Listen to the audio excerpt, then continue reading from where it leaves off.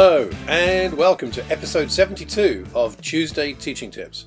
Now, if you've been watching these for a while, you'll know that episode 72 is something I've never said before. Not because it's not been episode 72 before, but because I've never said episode anything before.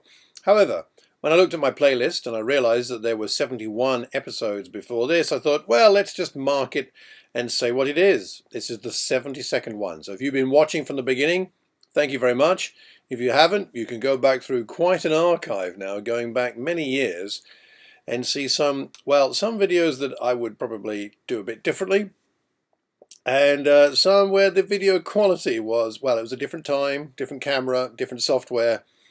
We understand. Things progress, and we hopefully are in a better place now. Anyway, today what I want to talk about is how to edit our lessons to make sure that we only have in them what we really need, cutting out the half we don't need. Now, where does that idea come from? Well, a couple of things. Firstly, I have had, if you've been following my Sunday sample, you'll notice I've been having as a goal, as an aim, that I would preach 25-minute lessons, whether in Lower Early or Bracknell or Watford or wherever I go. 25 minutes has become my new goal. It used to be around 30, and I've got to 30 or so. That's about my average now, sometimes a little longer, sometimes a little less. But I'm aiming for 25, and I'm struggling. It's funny how I'm finding it so difficult to get that extra 5 minutes off the total from 30 down to 25, and it's a real struggle. And I'm recording this Tuesday tip with some ideas, but really to ask for your ideas. I want to get down to 25 minutes. Now, let me just say this. I'm not saying that because 25 minutes is an ideal. I have heard people say to me that no lesson should be longer than 25 minutes or 30 minutes or whatever number they pick. And the human attention span is such and such and such and such. I don't subscribe to that as a thing exactly, but I'll explain why. I do think we need to keep lessons as short as possible for the group that are with us. The context is everything. The temperature in the room, whether it's hot or cold or stuffy or what else is going on around us, these things matter. There are some people with particular gifts. They can hold a crowd fully engaged for an hour or even more. Others, honestly, 5 or 10 minutes is their particular maximum for their gifts or their particular stage in development as a speaker. And of course, there are different occasions. Most of my wedding lessons have been closer to 10 or 15 minutes. That's fine. Most funeral lessons are about that long. A Sunday sermon can vary. So I'm not saying 25 minutes is what everybody should be doing. I'm saying it's what I'm trying to do. I'm trying to be more succinct, more specific, more direct, still helpful, still relatable, still talking about using stories, and doing justice to the text, but a little shorter, 25 minutes or so. The other reason this is on my mind is because of a film my wife and I watched the other day. It's called Their Finest. A really interesting, slightly quirky rom-com sort of, but also other themes in there. It's a mixed genre film, and I really enjoyed it. But in the film, there are a couple of script writers. There's a boss and the person who's under him. And she's writing a lot, and she gives the script to her boss, and the boss looks at it and has a quick flip through and then says, lose half. And she says, which half?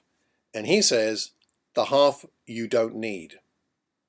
And that stuck with me as I'm thinking about my challenge of getting my lessons a little more succinct. What is the part I don't need? Now, I have a couple of strategies I've been employing, and they've been helping me. For one thing, I've started to use a piece of software called Omni Outliner, which I found helpful because of the way that on the page it's structured. It's helping me to see the logic of my progression of my arguments or the points I'm making or lack of, move things around and see where I've got to the end of my point, and therefore I don't need to add anything else. It's helping me to reorder things, and it's helping me to cut things out. So I'm finding that particular piece of software helpful, Omni Outliner. And the other thing I'm doing is I'm asking myself, where is the inspiration in this passage? And if I've got the inspiration and I've got the story to back it up and I'm doing justice to the text, then that should be enough, and I don't have to add in a lot of detail. I do quite like context I think it's important for a congregation to have context to a passage, but I think I like more context than most people. So I have to keep reminding myself of that. Some context, not all the context. That can be brought in another time, because won't be the last time I teach on this passage, I'm pretty sure. So limiting the context, looking for the inspiration, doing justice to the passage. Have I got a good story? And then just get to the point. So here I am, struggling with my 25-minute goal. Please help me out. I'd be very grateful, and possibly the people I speak to might be grateful as well. I don't know. Anyway, send me your ideas. Please post your ideas. Post them here where you see or hear this recording. If you're watching the video, post them here on YouTube or on my website. If you're listening to the podcast, post it where you see the podcast, or on my Facebook page, or on my website. Thank you for visiting there. If you're subscribing, thank you so much. If you haven't done so, please do. And I have a favor, which I always ask. Please pass this on. Pass this on to one more person. Just one more person who might benefit from what you're hearing or watching.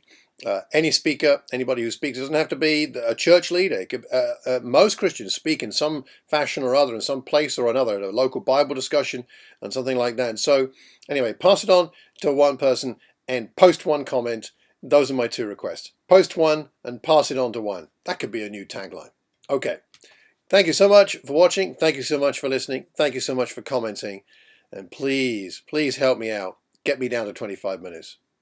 Until the next time, I hope you have a terrific Tuesday and a wonderful week. God bless.